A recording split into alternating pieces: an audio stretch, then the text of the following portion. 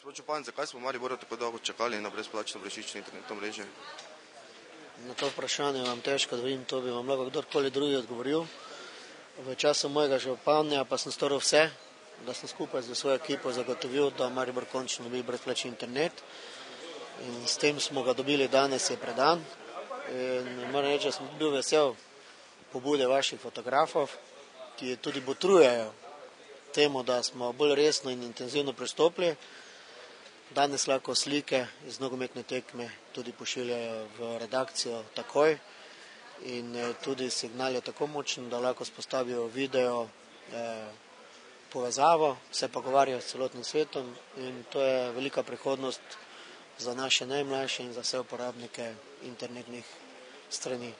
Kako bo označeno območje, ki bo pokrito z brezplačnim omrežjem?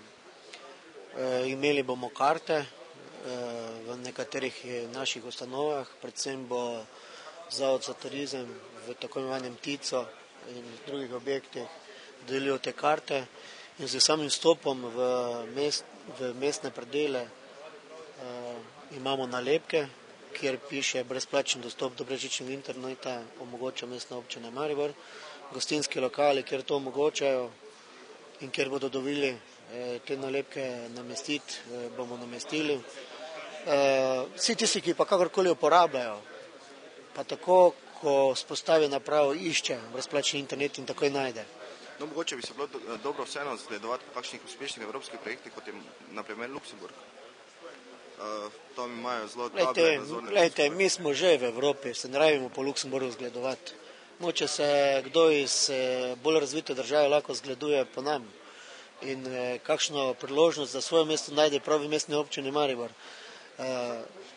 Mi nadaljujemo s tem projektom in Maribor bo v enem časovnem obdobju pokrit z brezžičnim internetom, ki omogoča prenos slike, ki omogoča prenos